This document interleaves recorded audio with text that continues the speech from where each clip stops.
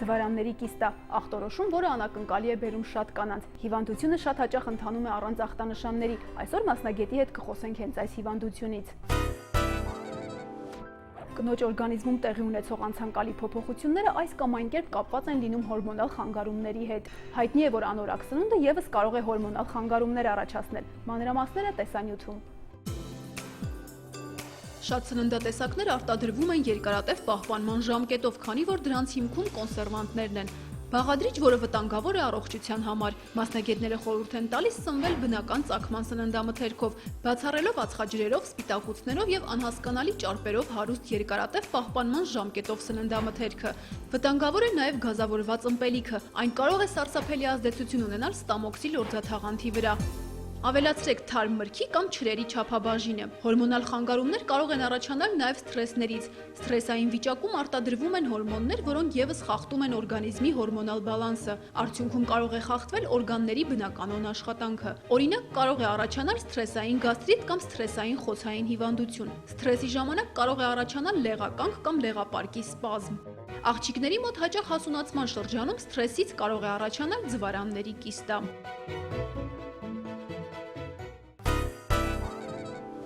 Ձվարանների կիստայի, դրա առաջացման պատճառների եւ բուժման մեթոդների մասին կխոսենք գինեկոլոգ Լիլիթ Կուջոյանի հետ։ Բարի լույս, Տիկին Կուջոյան։ Բարի լույս։ Ինչ է կիստան եւ ինչ տեսակներ ունի։ Կիստան ընդհանրապես դա ձվարանների բարորակ գոյացություն է, որը իրենից ներկայացնում է այսպես կոչված պարկ։ Պարկի մեջ որևէ պարունակություն կախված նրանից, թե ինչ կիստա է։ Ձվարանի կիստաները տարբերում ենք մի քանի տեսակ, նախ եւ առաջ դա ֆոլիկուլյար կիստան է, որի դեպքում, որ այսպես կոչված պարկում հավաքվում է հեղուկ, այսինքն երբ որ ձվազատման օրերին ձվաբջիջը օրենքով պետք է ֆոլիկուլից դուրս գա եւ այդ ֆոլիկուլը սմքվի, չի սմքվում, լցվում է հեղուկով եւ առաջանում է կիստա։ Սովորաբար այդ կարգի կիստաները, ֆոլիկուլյար կիստաները իրանքներ են ծծվում հաջորդ դաշտանային ցիկլի ընթացքում։ Հաջորդ տեսակը դա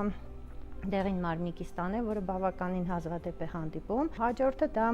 էնդոմետրիոիդ կիստան է, որը առաջանում է այն դեպքում, երբ որ արգանդի լորձաթաղանթի ներքին շերտի էնդոմետրիոմի բջիջները սկսում են իր նորմալ տեղակայությունից դուրս աճել, կլինի դա արգանդում, որովայնամզում, թե ձվարանում։ Հիմա եթե ձվարանում են առաջանում, ապա գործ ենք ունենում էնդոմետրիոիդ կիստաների հետ, որոնք որ կարող են երկար ժամանակ վտանգ չներկայացնել, կարելի է փորձել դրանց բուժել, բայց սովորաբար իրենք չափով մեծանում են, եթե երկար մնում են, ապա չարորակացման միտում ունեն։ Լինում է այսպես կոչված դերմոիդ կիստա, որը իրենից ներկայացնում է այն իրավիճակը, երբ այդ այսպես կոչված պարկի կիստոզ գոյացության մեջ հավաքվում են տարաբնույթ նյութեր, այդ կարգի կիստաները իհարկե իրանք վիրահատական են։ Եվ հաջորդը դա իրական կիստան կամ այսպես կոչված ցիստադենոման, որը այլ կերպ ասում ենք մուցինոզ կիստա, դա այն կիստան է, որը որ շատ անգամ նույնիսկ լինում է տոտիկով եւ ինքը անկախ իր չափից բավականին մեծ վտանգ է ներկայացնում եւ ճարորակացման առումով եւ այն առումով, որ կարող է տոտիկոլորվել եւ առաջանալ արյունահոսություն դեպի որովայնի խոռոչ, որովայնամիս, հետագա բոլոր բարդություններով։ Իսկ ինչ ախտանշաններ ունի հիվանդությունը, ինչպես կարելի է հասկանալ, որ այդ խնդիրը առկա է։ Գիտեք, սովորաբար կոնկրետ ֆոլիկուլյար կիստան շատ անգամ ոչ մի կլինիկական նշաններ չի տալիս։ Կլինիկական նշանները ի հայտ են գալիս այն դեպքերում, երբ որ չափերով մեծանում է, իսկ մեծ մենք համարում ենք 5 սանտիմետրից մեծ, մինչև 5 սանտիմետրը փորձում ենք կամ դինամիկ հսկել կամ համապատասխան բուժում իրականացնել, իսկ եթե դրանից չափերով մեծանում է, ապա սկսում է սեղմել միզապարկին եւ կարող է այսպես կոչված կեղծ միզարձակման երևույթներ կնոջ մոտ առաջանան, ինչ որ ձգող ցավեր, որովայնի ստորին հատվածում ցավոտ սեռական հարաբերություն, քսվող արյունային արտադրություն դաշտանային ցիկլի մեջտեղում, ցիկլի խանգարում ընդհանուր միջև դաշտանային ցիկլի բացակայություն։ Այսինքն այդ նշանները կարող են լինել, կարող են չլինել։ Այդ իսկ պատճառով եւս մեկ անգամ ուզում եմ հիշեցնել բոլոր կանանց, որ անպայման պետք է պրոֆիլակտիկ դիմել գինեկոլոգի, անկախ նրանից կլինիկական նշաններ չկան, թեկուզ որպեսզի կիստան ժամանակին հայտնաբերվի։ Իսկ հղիությունը եւ կիստան համատեղելի են։ Այսպես ասեմ, եթե պլանավորվում է հղիություն, միանշանակ ավելի ճիշտ է բուժել, դա կլինի հակաբորբոքային բուժում, թե հորմոնալ պրեպարատներ, միանշանակ բուժել, հետո պլանավորել հղիություն, որովհետև բժշկություն է, ոչ մեկ չգիտի, թե կիստան իրեն ինչպես կդրսևորի, բայց եթե խոսքը գնում է ֆոլիկուլար կիստայի մասին կամ դեղին մարմնի կիստան, որը հենց ինքը կարող է առաջանալ հղիության առաջին իսկ օրերից, ապա սովորաբար այդ կիստաները մինչև հղիության կեսերներ են ծծվում եւ մեծ վտանգ իրենց չեն ներկայացնում, համենայն դեպս եթե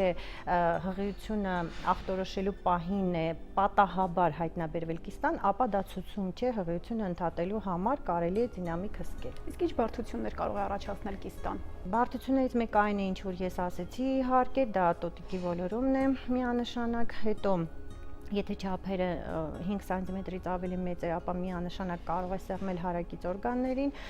առաջացնել այնպիսի ցավային սինդրոմ, որը որ իհարկե հանգեցնի անհապաղ վիրահատական միջամտության, կարող է կիստայի մեջ առաջանալ արյունազեղում, որը նույնպես առաջացնի արյունահոսություն եւ հանգեցնել վիրահատական միջամտության, հիմնական բարդությունները իհարկե դրանք են։ Բուժումն ինչպես է կատարվում եւ արդյոք վիրահատական միջամտությունը պարտադիր է։ Հակերճ ասեմ, որ եթե խոսքը գնում է էնդոմետրիոիդ կիստայի մասին, ինչպես ասեցի, երևի թե ավելի ճիշտ է միանշանակ գնալ վիրահատական բուժման, որից հետո անպայման իրականացնել համապատասխան բուժում, քանի որ այնտեղ պատճառագիտությունը այնպիսին է, որ կարող է կրկնվել, եւ նաեւ ցիստադենոման միանշանակ վիրահատական բուժում։ Իսկ ինչ վերաբերվում է ֆոլիկուլար կիստային, ապա մինչև 5 սանտիմետր կիստան բուժում ենք, դա կլինի հակաբորբոքային բուժում, կլինեն հորմոնալ պրեպարատներ, կախված նրանից, թե ինչ պատճառագիտություն ունի, եւ դեղին մարմնի կիստան, որը որ հսկում ենք դինամիկ, հետևում ենք, եթե բուժման կարիք է լինում, ապա բուժում ենք, եթե ոչ, ապա սպասում ենք մինչև ինքնուրույն ներծծվի։ Շնորհակալ եմ հետաքրքիր զրույցի համար։ Ձեզ էլ շնորհակալություն հրավիրելու համար։ Հիվանդության դեմ պետք է պայքարել, հավատալ, որ մենք նրանից ավելի ուժեղ ենք։ Առողջ է նա, ով պայքարել գիտի, հաղթենք հիվանդությանը առողջ պայքարով։